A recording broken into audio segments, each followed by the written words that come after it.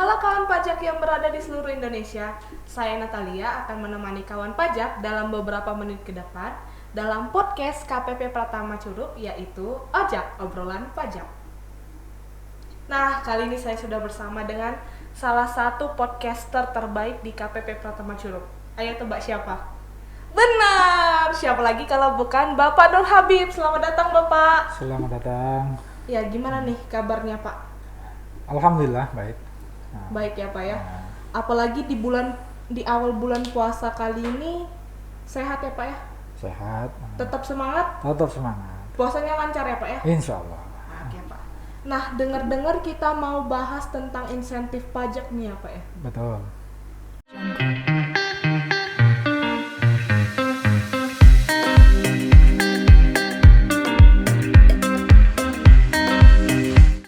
Kira-kira latar belakang adanya insentif ini seperti apa Pak?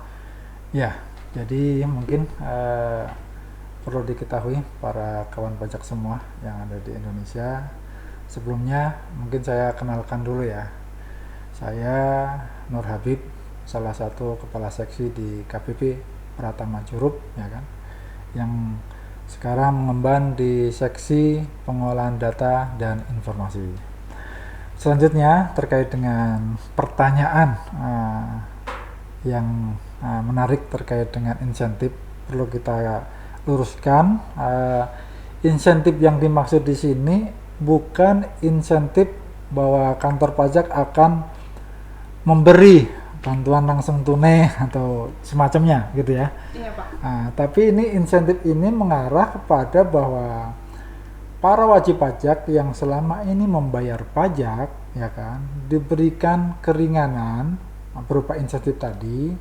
Ada yang sifatnya mungkin pengurangan, ada yang sifatnya mungkin ditanggung pemerintah. Jadi memang daripada, ya kan, untuk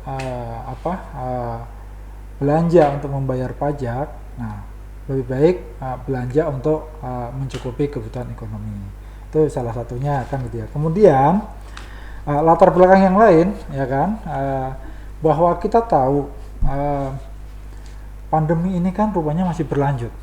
Pikirannya kita akhir Desember itu selesai kan. Benar, gitu ya. Benar sekali, Pak. Nah, tapi ternyata ini berlanjut sampai baru ada vaksinnya aja baru tahun 2021. Dan ini juga kita tidak tahu, ya kan? Kita tidak tahu sampai kapan. Tapi karena terganggu semua aktivitas ekonomi, kegiatan ekonomi terkait dengan pandemi ini, maka pemerintah perlu ada satu pengungkit atau stimulan perangsang sehingga bisa meredenyut kembali ekonomi. Salah satunya adalah pemberian insentif yang diberikan kepada para pembayar pajak, tentunya pada wajib pajak. Itu. Kemudian yang kedua adalah bahwa melakukan penanganan pemulihan ekonomi ini itu rupanya perlu jangka waktu lama. Tahun lalu sudah diberikan dari bulan Maret, ya kan, bahkan April sampai Desember. Nah, ternyata belum selesai. Belum selesai sama pandeminya. Nah, sementara aktivitas kegiatan kita untuk makan, ya kan, harus selalu berjalan, harus tetap berjalan kan gitu ya. Nah, makanya dibuatlah insentif ini berkelanjutan. Nah, artinya banyak juga itu kan gitu ya.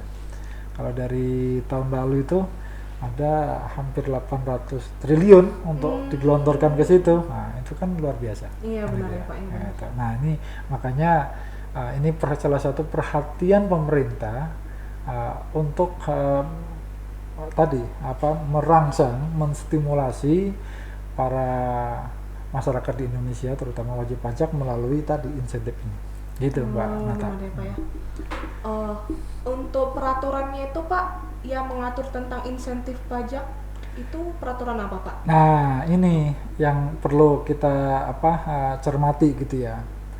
Jadi tahun lalu itu udah banyak peraturan dari PMK 23, PMK 44, PMK 86 sampai terakhir PMK 110. di tahun 2020. Nah, hanya saja kita tahu bahwa PMK itu kan rupanya membatasi. Di situ tersetit bahwa PMK itu akan berakhir di bulan Desember. Iya. Nah, berharap tadi pandemi berakhir Iya, kan gitu ya. berakhir Ternyata semua, Pak. lanjut. Nah, untuk tahun 2021 ini PMK yang mengatur adalah PMK 9. Nah, PMK 9 tahun 2021 dan ini jangka waktunya sampai dengan Juni. Oh, sampai Juni ya, Pak? Ya? Sampai dengan Oh. Juni 2021. Gitu. Nah, untuk bedanya sendiri Pak, bedanya PMK 110 yang terakhir sama PMK 9 yang sekarang itu apa Pak kira-kira? Sebenarnya yang pertama mungkin dari waktu ya. Waktu artinya gini, PMK 110 itu berbatas waktunya hanya sampai dengan 31 Desember, ya kan, 2020. Artinya karena tersetit seperti itu tidak berlanjut ke tahun 2021. Berarti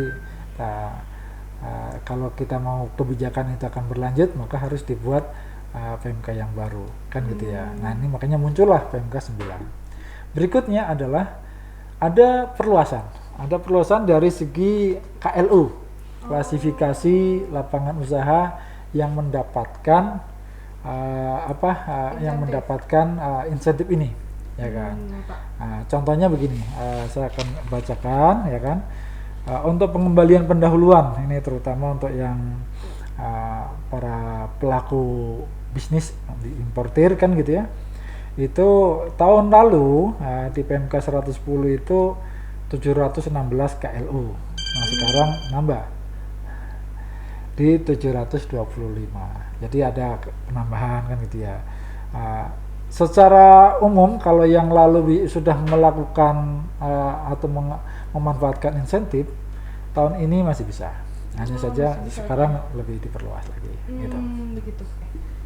Nah, terkait jenis pajaknya nih Pak. Jenis pajak apa saja yang bisa mendapatkan insentif nih Pak? Oh gitu ya. Iya, Iya. baik. Jadi memang jenis pajak yang mendapatkan insentif. Yang pertama adalah PPh pasal 21.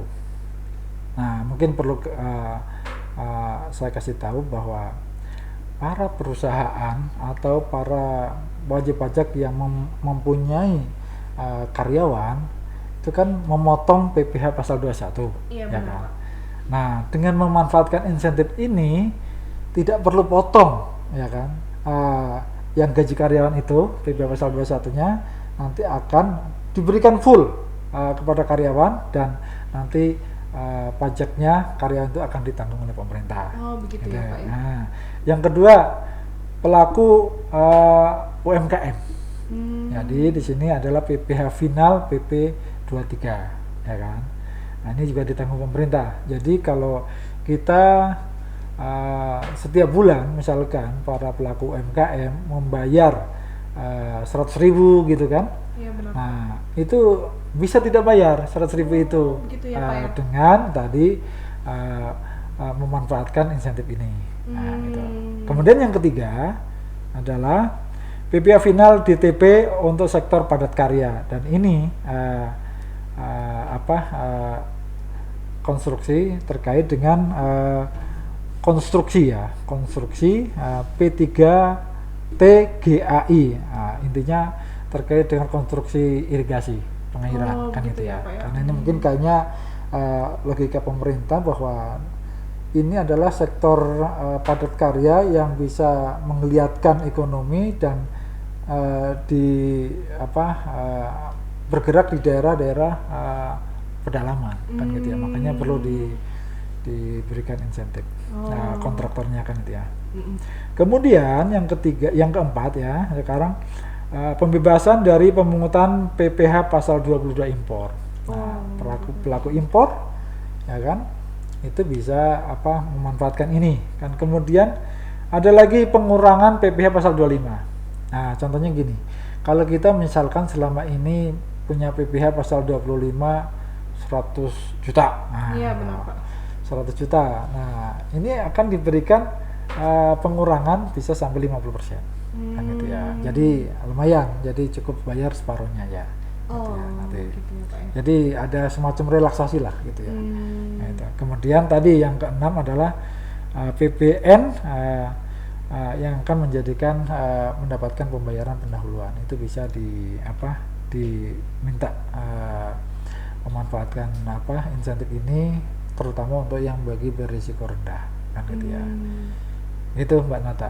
Ada 6 jenis gitu ya. Gitu. Lumayan banyak ya? Iya, lumayan banyak ya Pak ya. Lumayan terbantu juga sepertinya ya Pak ya. Iya. Berarti jenisnya ada beda-beda nih Pak. Ada yang ditanggung pemerintah, ada yang pengurangan juga. Untuk ditanggung pemerintah itu PPh pasal 21 dan PP 23 ya Pak 23. ya? Untuk yang dikurangi salah satunya itu pasal 25 ya Pak 25. Nah, betul. Nah, kayaknya banyak nih kawan pajak yang pada kepo nih. Cara mendapatkan insentif itu seperti apa nih Pak? Jadi pertama adalah memang para wajib pajak yang sudah berkeinginan untuk meminta atau memanfaatkan insentif ini, terutama mungkin kalau kayak di kami atau di KPP Pratama Curup banyak yang UMKM ya. Iya benar. Mungkin saya ambil contoh ini PPh final PP 23 ya Pak. 23. Nah, di sini adalah yang pertama bahwa yang disebut dengan UMKM ini kan pertama syarat omset itu di bawah 4,8 miliar. Oke, masuk. Nah, kemudian intinya cuma melaporkan. Nah, setelah dia memanfaatkan itu melaporkan. Nah, melaporkan nanti secara online ya kan. Nah, bisa dari rumah langsung bisa. Itu sudah dianggap. Sudah dianggap memanfaatkan insentif PP 23 kan gitu ya.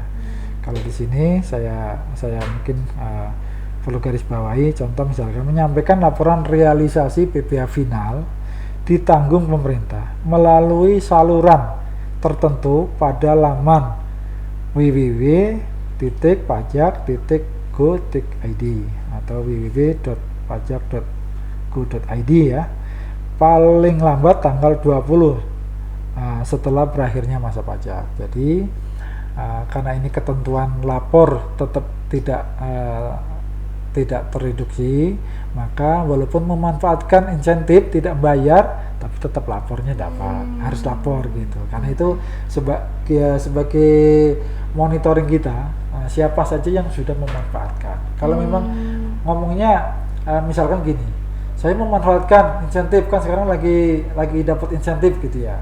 Cuma ketika ditanya mana bukti laporannya atau pernah lapor nggak, ternyata nggak ada. Berarti nanti kalau ada petugas pajak menagih ya jangan salahkan, karena memang aturannya salah satu monitoring kami ya kan adalah dengan pelaporan itu sendiri gitu. Iya benar Pak ya.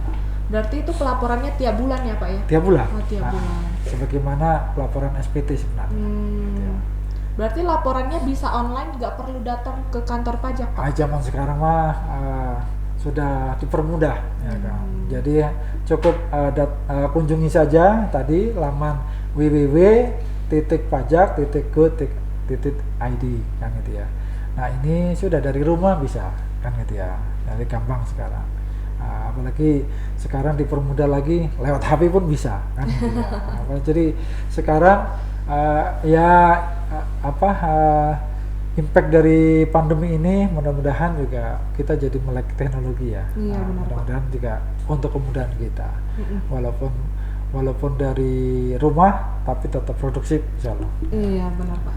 Nah, misalnya kawan pajak butuh informasi lebih lanjut nih Pak tentang terkait insentif maupun terkait informasi perpajakan lainnya.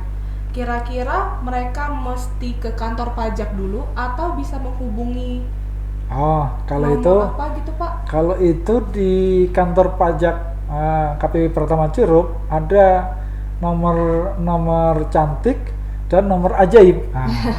Itu bisa dilihat di bawah ini ya. Itu 0811 74 34 327. Ini bisa dilihat nanti di bawah ini. Coba aja para kawan pajak itu cek ya kan, tes atau halo nanti asisten dari kami sudah langsung menjawab. Begitu ya Pak ya. Jadi mau janjian, mau ketemu sama AR atau mau butuh informasi apa yang ada di yang kita butuhkan, coba ikutin saja seperti kita SMS. Nanti kalau diminta untuk W1 ketik W2, itu ikutin aja. Nanti akan ketemu. Aja, Pak, itu ya. mudah. Gitu. Sudah ada panduannya ya Pak. Sudah ada panduannya di situ, tinggal ikutin saja. Dan itu bahkan kita bisa lintas daerah kadang kan gitu ya. Ada orang yang lagi butuh, ini coba cek gitu kan. Halo Pajak Curup, namanya Halo Pajak Curup. Itu bisa dicoba kan gitu ya. Dan sekarang lebih simpel kan gitu ya. Tidak kali ini base-nya adalah aplikasi WA ya kan. Dan semua orang saya kira sekarang sudah familiar dengan WA.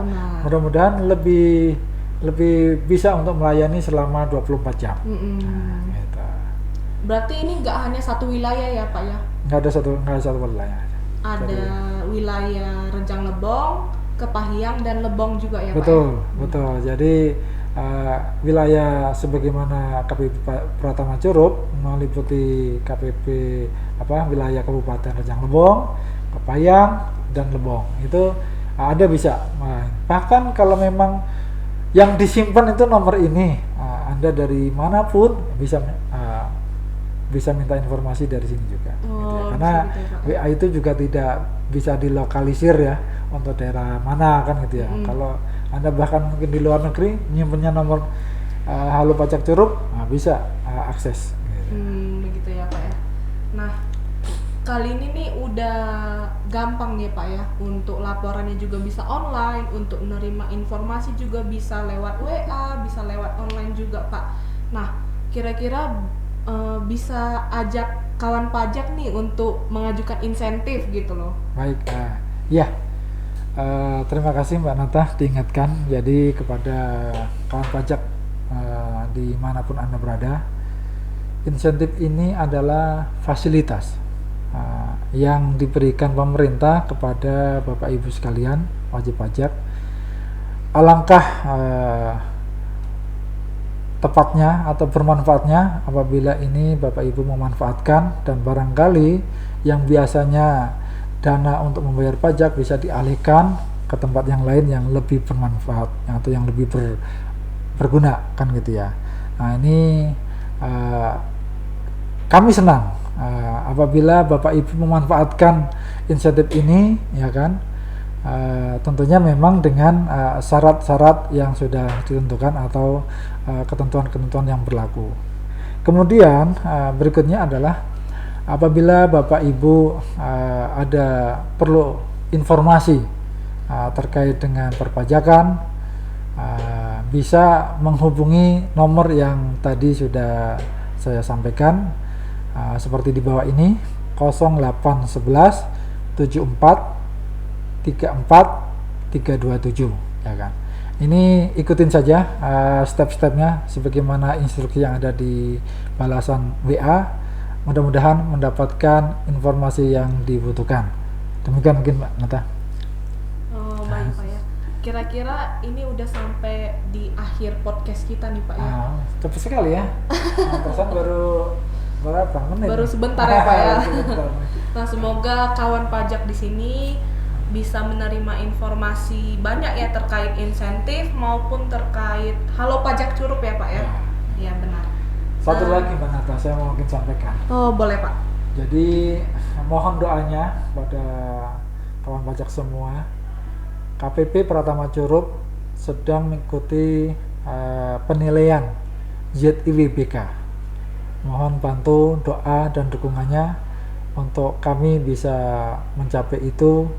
Dan tentunya saya berharap tanpa dukungan dari para wajib pajak semuanya, apalah arti kantor pelayanan pajak Curup. Untuk itu mohon dukungannya, dan kita semuanya yang di KPP Pratama Curup berusaha untuk melayani sebaik mungkin.